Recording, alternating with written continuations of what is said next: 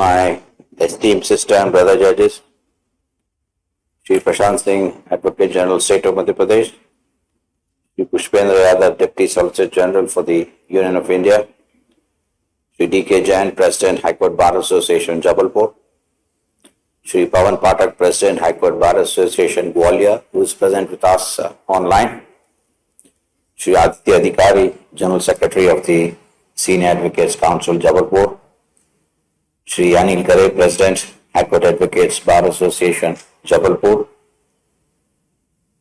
Shri Alok Awasthi, Principal, District and Session Judge, Jabalpur, former judges of this court, the senior advocates from Karnataka and the Supreme Court, the print and electronic media, officers of the registry, ladies and gentlemen. At the outset, I feel very honored that the farewell speech is being given by my distinguished brothers, Justice Rajpal Singh, Justice Shushruta Dharmadhikari, and Justice Vivek Rusya. There cannot be a better moment than this to receive a farewell from the brother judges who are known for their competence and integrity. Thank you very much. I also thank Prashant Singh, Advocate General. He has virtually been appearing in my court on a number of occasions and has defended the state admirably, if I may say so. There were a lot of occasions where the state was really in trouble, and you can see Shreyas nodding his head, and he's the one with his acute knowledge, his judgment, and the manner in which he conducts the court was able to steer clear so many of the critical issues for the state. The state must indeed be fortunate to have such a wonderful advocate general. Thank you, Prashant. Shri Pushpendra Yadav, of course, the Deputy Solicitor General for Union, the senior most advocate for the Union of India. So, being the senior, he would always send the other advocates from the Union of India to appear in the cases.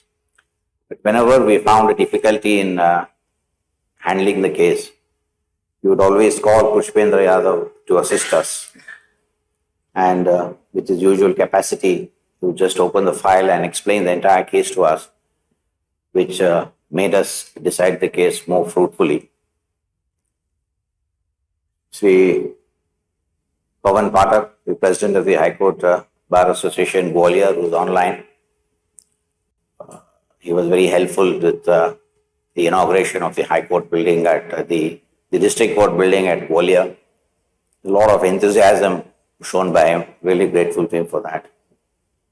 Aditya Adhikari, of course, the General Secretary of the Senior Advocates Council. I think he, in the last 2.5 years, he must have rendered the highest number of speeches on behalf of the Senior Council. He's even become an expert in these kind of speeches. He has always very competently and efficiently handled all his cases with the court. I really thank him for him. I also thank Anil Kare for speaking such kind words about me. There's nothing much I can say about him. What can you say for a top-class criminal lawyer? Whenever Shri Anil Kare would appear, you would have to become alert, because we knew a small slip here and he would just swallow us. So we'd be doubly careful.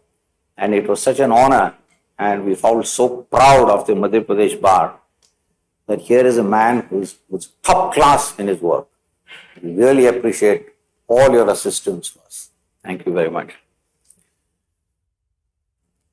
As I retire as the Chief Justice of the High Court of Madhya Pradesh at midnight. I am filled with a sense. This day marks the actualization of two vows that I made more than 16 years ago. The first vow was to the Constitution, and the second vow was to myself. I have fulfilled both with distinction.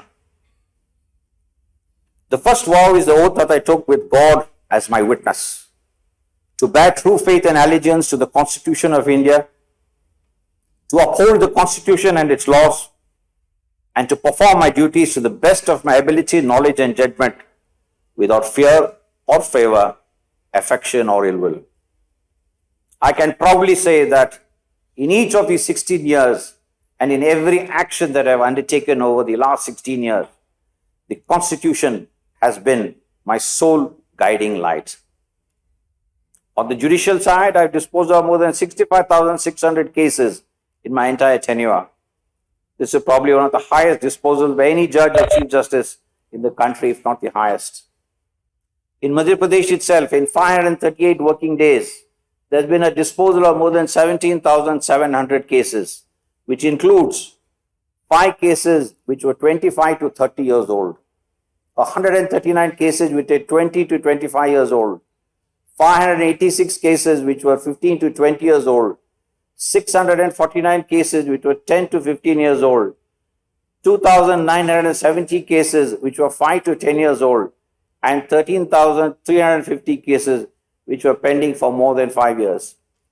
In my entire tenure at Madhya Pradesh, I started with my learned brother, Justice Vivek Shukla, then on to Mr. Justice Kaurav, and finally on to Vishal Mishra, I think, who sat with me for the longest.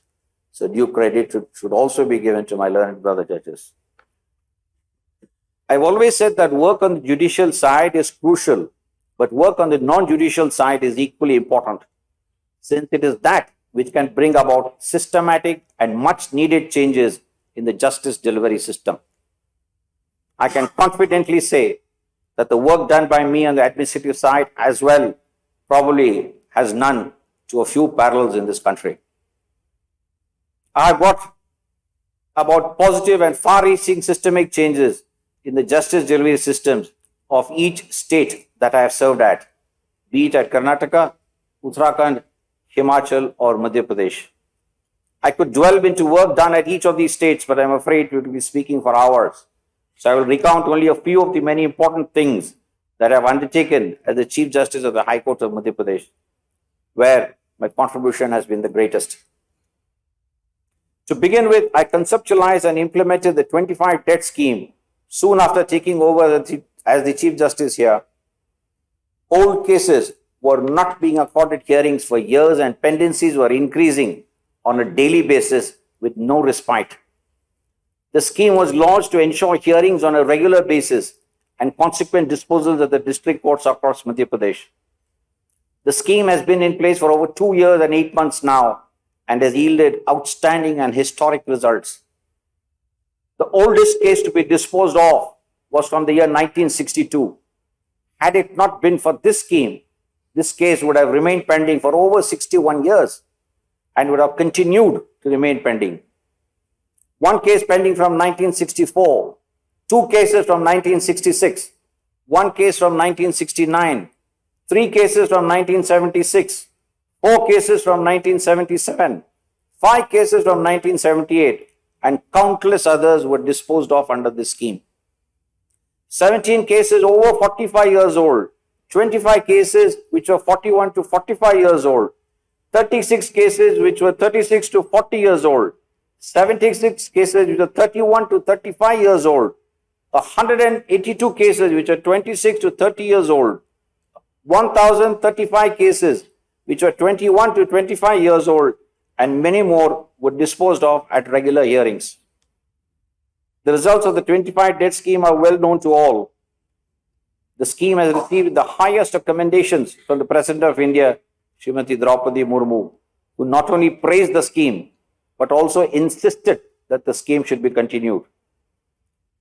This is the first such structured scheme in the country for the hearing and the judicial disposal of old cases. For the resolution of pendencies at the High Court after rounds of discussion, I was able to convince the bar and the bench to increase the in-court timings by half an hour each day. The same resulted in an effective increase of 19 working days in a year. This was the first such increase in timings in the history of the High Court of Madhya Pradesh. Infrastructural development scaled unprecedented heights during my years as the Chief Justice here. The building committee and I sat through many grueling months and finalized the plans for 4 of the most crucial projects of Madhya Pradesh. That of the new High Court building at Jabalpur, Indore and Gwalior, and the new Judicial Academy at Jabalpur. The sanction granted by the state government for this purpose has been a total of around 1,800 crores. The foundation stone for all these projects have been laid and are various stages of construction. Such a large amount being sanctioned for physical court infrastructure over just a 2.5-year period is the first for the judiciary in the country. I'm glad that I was able to persuade the state government about the importance of these projects, thereby leading to its sanction. In addition to this, many court projects in the state had been under construction for an inordinate period with no signs of completion. To give you one example, the foundation stone for the district building at Gwalior had been laid back in the year 2008 and was still under construction. I took stock of all of these and ensured that they were monitored on a daily basis and completed. The Gwalior District Court building was finally completed in 2024 and inaugurated soon after to ensure its immediate usage. 13 court complexes with 213 new court halls and family courts, 80 residential quarters for judicial officers, 94 other residences, 6 court complexes with 52 court halls, 2 ADRs and 51 mediation centers are some of the other projects which are under construction and have been fast-tracked. Certain courts were functioning on rented premises when I took over. I have ensured that no court in the state today functions on any rented premises. All courts function out of properties owned by the court itself. I conceptualized an initiative called Boon for the upliftment of the poor and the marginalized. This involves a monthly contribution of a minimum of rupees 5,000 by the Chief Justice and judges of this court, which would be used to procure essential items such as medicines, food, clothing, and other such items for those unable to afford them.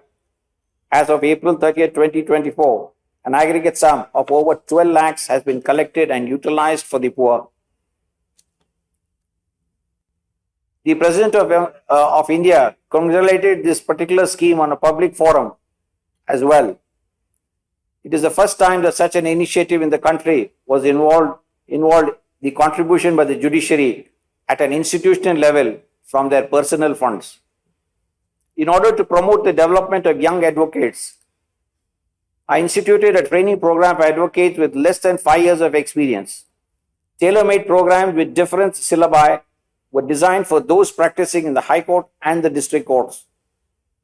These were offered in phases by the State Judicial Academy and saw the participation of over 5,500 advocates across Madhya Pradesh. Such classroom-like regular training programs for advocates by the judiciary was also a first for the country. It worried me to no end that the reserved posts in the judiciary often went unfilled. Therefore, I introduced capacity building programs for the reserved and economically weaker sections of the society with the curriculum of the judicial exams in mind. These programs were envisioned with the objective of providing them with similar opportunities to learn the syllabus, clear their doubts, and successfully qualify in the examinations. Those who are economically well off can afford coaching classes, and hence the attempt was to provide a similar platform to those who do not have access to such a platform. The capacity building programs have been conducted in various phases and over 1,000 people have benefited from the same. Such an initiative has also never been undertaken by the judiciary in the country. In relation to the district judiciary, which is the backbone of the judiciary, considerable measures have been taken to empower them and make them more independent. The High Court of Madhya Pradesh became the second High Court in the country to pass a full court resolution to do away with the usage of the term subordinate and substitute that with the term trial or district as per the context. The High Court of Himachal Pradesh was the first High Court to pass a full court resolution in this effect. This was undertaken by me as Acting Chief Justice of the Himachal Pradesh High Court. Padma Shri Professor Dr. Upendra Bakshi has written articles on this and has stated that constitutional history was made to these court resolutions. A practice that pained me was a lack of a reference upon a demise of a judge from the district judiciary. Such references are accorded to High Court and Supreme Court judges and also upon the demise of members of the bar. The district judiciary was being unfairly excluded from this. I did away with this practice, and for the first time in the country, as a mark of respect, a full court reference in a memory of 34 judicial officers was organized in the year 2023. The reference for the year 2024 were also conducted in the month of January. The dress code, which was also exclusionary towards certain members of the district judiciary, was modified as well. The oath is the most important moment of one's career, and this was not being accorded the significance that it deserved. Hence, I instituted the practice of administration of oath for newly appointed judges of the district judiciary by the Chief Justice. Over 261 judges have been administered oath in this manner. The district judiciary was also being subject to irrational transfers. To prevent this, the entire transfer policy was revised to make it more fair, and additionally, a 3-tier check system has been put in place to further reduce the scope of any errors. A new mode of evaluation of judicial officers was introduced by me in order to benefit hard-working judicial officers. This ensures the triumph of meritocracy over other factors in the evaluation of the judicial officers. Appointments and promotions were pending in large numbers across various cadres. It was made sure to handle this with utmost priority, pursuant to which the following appointments were made. 284 civil judges, 2 district judges, and 4 district legal aid officers were appointed in the last 2 years. In addition, 6 civil judges are appointed as district judges by way of the limited competitive exam. 97 junior judicial assistants, 16 personal assistants, 3 stenographers, 7 junior judicial translators, 3 horticulturists, 3 data processing assistants, 5 technical assistants in computer have been appointed at the High Court. In the district courts, 794 Class 4 employees and 898 Class 3 employees have been appointed. 68 judicial officers have been given super time scale. 157 judicial officers have been given selection grade. 109 judicial officers have been appointed at district judge entry level. 175 judicial officers have been promoted as civil judges senior division. 326 judicial officers have been confirmed in the High Judicial Service, and 404 judicial officers have been confirmed in the Madhya Pradesh Judicial Service. 87 promotions on the post of the administrative officers and deputy administrative officers in the district judiciary have taken place. 1,132 promotions in Class 3 and 538 promotions in Class 4 in the district judiciary have also taken place. 386 promotions of employees and officers in the High Court have also taken place. Madhya Pradesh has also seen significant progress in the technology domain during my tenure. It was ensured that increased connectivity and access to Wi-Fi across all districts of Madhya Pradesh was ensured. The High Court was first in the country to commence the ambitious courtroom live audio visual streaming system, namely CLAS, and the integrated video surveillance system, namely IVSS. These will help the live streaming of the proceedings in every courtroom from all districts and tehsil courts. The High Court has also developed an in-house module for paperless courts as well as digital courts. 22 e-Seva Kendras have been constructed at the cost of almost 80 lakhs, and 180 more e-Seva Kendras are in the process of construction. I noticed that the cost of the ILR was prohibitive, due to which advocates from the economically weaker sections were unable to purchase them. To help them, the modalities around the ILR were revised, thereby leading to a reduction in costs. Huge delays of 5 years and 6 months in the publication of the 5-year digest was completed, and the 5 years were released in the month of November, the 2-year digest in December, and the yearly digest in January 2024. The Madhya Pradesh Judicial Academy, which did not have its own motto, adopted the motto of pursuit of excellence. A new 3-day orientation program was also introduced for newly appointed civil judges and district judges to help them in the induction process. The motto of the Madhya Pradesh Nyayadhi Sangh was adopted as integrity and competence. The logo was also revised to reflect the motto. India will celebrate its 100th year of independence in the year 2047. I thought it fitting for the judiciary to celebrate this occasion in a contributory manner and thereby launch the Vision 2047. The Vision 2047 is that no case would remain pending for more than 1 year from its institution in Madhya Pradesh in the year 2047. The seeds for Vision 27 were launched in November 23 when I was attempting to come out with a fitting theme for the Judicial Officers Conference. The conference was conducted in January on the theme of looking ahead, and Vision 2047 was launched on the auspicious occasion of the 75th Republic Day. The modalities of the scheme have already been put in place. As per calculations, even a proper and continued implementation of the 25 debt scheme, which is already in place, will lead us to that goal. However, I wish to leave no stone unturned for the dispensation of justice, and hence I've launched the Vision 2047. I would also like to inform everyone here that another new initiative, Indradhanush, was launched just yesterday in the presence of my esteemed brother and sister judges of the High Court of Madhya Pradesh, as well as the District Judiciary. This is a platform for the District Judiciary to develop their hobbies and skills. I do hope that Indradhanush would provide them with a respite from their daily routine. These constitute only a few of the many initiatives and changes that were brought about for the positive development of the Madhya Pradesh legal ecosystem. I have worked on each sphere for the justice delivery system here, from pendencies to timings, from infrastructure to training for advocates, from the district judiciary to capacity building and many other fields. All these and other changes, visible and invisible, big and small, have resulted in the creation of history during my tenure as the Chief Justice. 2022 was the year in which the highest ever disposal of cases over 5 years old in the history of Madhya Pradesh District Judiciary was achieved. This 2022 record was broken in 2023, and 2023 has now emerged as the year with the highest disposal of old cases in Madhya Pradesh's history. In addition to the district courts, the High Court excelled as well.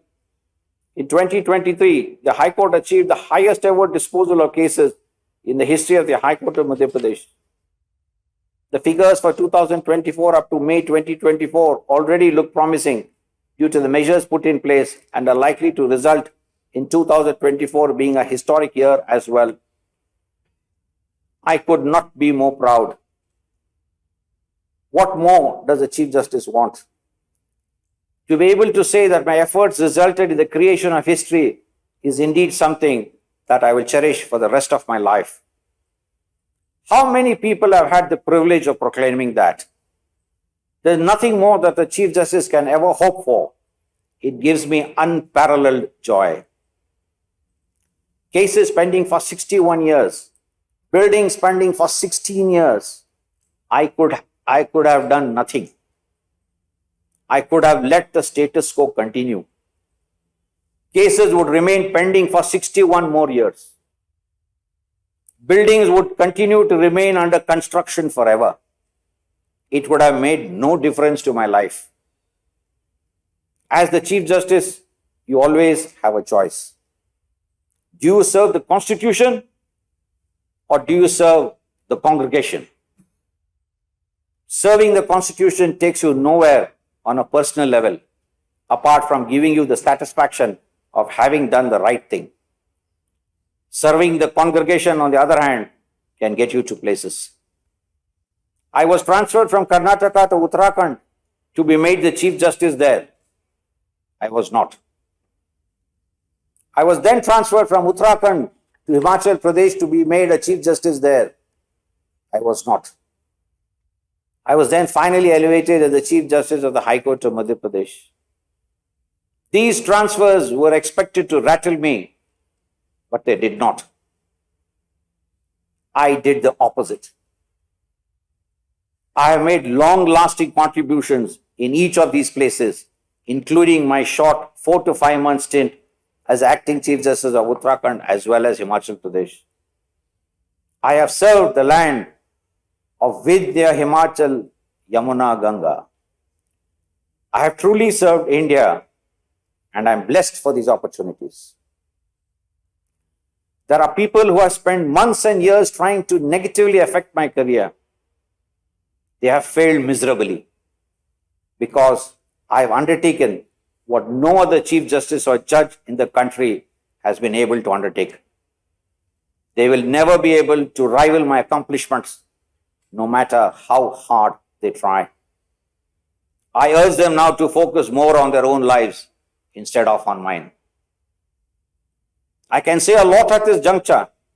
I can give names and make this the center of attention for the tabloids. I'm sure my detractors are also worried and watching with a lot of trepidation about what I may say at my farewell. However, the morally bankrupt, unscrupulous, and degenerate are not worth discussing. They are certainly not worth my time. I choose to serve the Constitution.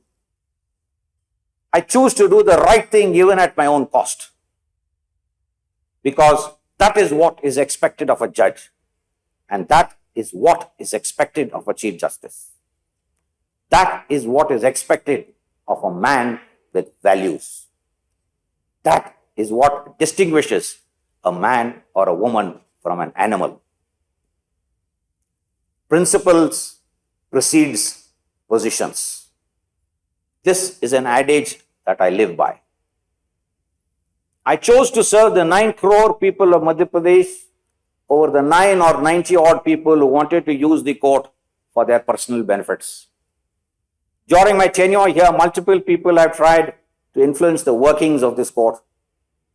I have kept each and every single one of them away only and only for the sake of the institution. Given a choice, I will do it again and again and again. I would like to recount a poem by Charles Mackay at this juncture. You have no enemies, you say. Alas, my friend, the boast is poor. He who has mingled in the fray of duty that the brave endure must have made foes. If you have none, small is the work that you have done. You have hit no traitor on the hip. You have dashed no cup from perjured lip. You have never turned the wrong to right. You have been a coward in your fight. So I have a lot of enemies and I am proud of that. I answer to the Constitution and to no other person. At the beginning of my speech, I had mentioned that I had taken 2 vows. One relating to the constitutional oath and the other a personal vow. The second vow was something that I had said during my speech at my initial swearing-in ceremony at 2008 when I was sworn in as a judge of the High Court of Karnataka at Bangalore. It reads as follows, and I quote, all throughout my life, I have maintained the highest level of character and integrity and shall continue to do so. I shall never compromise on values and principles. God lives in my conscience and He is my witness. As exhorted by Matthew in chapter 16, for what profit is it to a man if he gains the whole world and loses his own soul? Unquote. As I near the end of my tenure as the Chief Justice, I am overjoyed to say that I lived up to my own personal vow as well. I have maintained the highest level of character and integrity. No one has done any favors from me, so I owe no favors to anyone. Not a lot of people can say that. Systemic changes are the need of the hour, particularly since the judiciary is grappling with so many issues. Systemic changes can only be brought about by courageous men and women of principles. This is especially crucial in the judiciary. However, it's unfortunate that over the years, very few such men and women of principle have remained in the judiciary. Almost all of the judges of the Madhya Pradesh, be it at the High Court or the District Court, are extremely hardworking. When I initially arrived at Madhya Pradesh, I was shocked that a judge had released 400 judgments, reserved judgments, almost 400 were released. To all of those who are not aware, when a reserved judgment is released, it needs to be reheard, it needs to be re-argued, it has to be reconsidered. What a loss of public time and money. The judiciary can reach new heights provided it has a good leader. It needs a principled man or a woman who can lead by example. We have enough titular heads. There are so many things that can be accomplished by such a person. Pendencies to begin with. Pendencies are not solved by dialogues or discussions or seminars. They are solved by practical measures. It is extremely difficult. It involves a lot of hard work, but it needs to be done. And I've done so here at Madhya Pradesh. India is grappling with multiple concerns. There are so many cases that can be taken up that can cause a real difference to the crores of people in the country. For instance, labor cases. They may not be headline-hitting cases, but are infinitely more crucial. There are so many things a principled and a visionary leader can do for this country. I do hope the Indian judiciary gets such a leader one day. The state of Madhya Pradesh was handed over to me, and I'm proud to say that I have succeeded in improving the justice delivery system by leaps and bounds, as evidenced by statistics themselves. I am glad that I've been able to make a place in history. I've been asked by many about why I am so happy if I am retiring. Now you know the answer. So I go not with a heavy heart, but with a heart brimming with pride. I have excelled on the judicial side as well as on the administrative side. As far as Karnataka is concerned, I can proudly state the amount that me and my father have done for the court stands unrivaled even till this day. The amount of work that I have undertaken at Uttarakhand and Himachal Pradesh are also well documented. They are part of history. I can say with the utmost confidence that I have done more for the litigants and for the justice delivery system than anyone else. No state has seen the amount of development Madhya Pradesh has seen. Madhya Pradesh today stands as the #1 judicial state in the entire country. I would like to conclude by asking those who are watching us, let me know of any judge or chief justice in the country who is undertaking such development. I would be very eager to make his acquaintance. Before I conclude, I would like to thank all the people who have served me, starting with Sri Abhishek Patel, the Deputy Registrar Protocol, the secretarial staff and readers attached to my office, Sri Christopher Paria, Sachin Chaudhary, Prem Shankar Mishra, Santosh Masi, Sunil Chaturvedi, Aanchal Khare, Supriya Nair, Sanjay Pare, Nemichand Nema, Ajay Kumar Choksi, Saurabh Kashyap, Arif Khan, as well as the law assistants Gaurav Shukla and Ali Murtaza Rizvi, the class 4 employees Ranchor Sharma, Sunil Patel, Raju Mahendra Mishra, Sanjeev Rajput, Suresh Burman, Sunil Kumar Mishra, Roopchand Patel and Harish Belakar, as well as the personal secretary staff attached to me, Shri Ajay Tirki, Shri Ajay Dhaya, Shri Pushpraj Singh Bass and Shri Rajkumar Lodi. The secretary and the pilot for the follow-up vehicles of Shri Sakan Singh Thakur, Shri Dilkush Mehra, Shri Rajesh Kumar Rai, ASI Shri Salikram, Shri Basant Yadav, Shri Anup Singh, Virender Singh, Alok Kumar Pandey, Basant Kumar Kori, Anil, Ankit Kumar Dubey, Anshul Dahiya, Saurabh Pandey, Surendra Singh, Lal Bahadur Patel, Ms. Aruna Yadav, Mrs. Renu Sharma, Amit Tiwari, Anand Thakur, Ashish Mehra, Ritu Singh, and Chandrapal. All these people have virtually devoted their entire life to me. I would also very much thank the security staff who always were ahead of me to and ensured that no harm happened and to keep me alive till this day.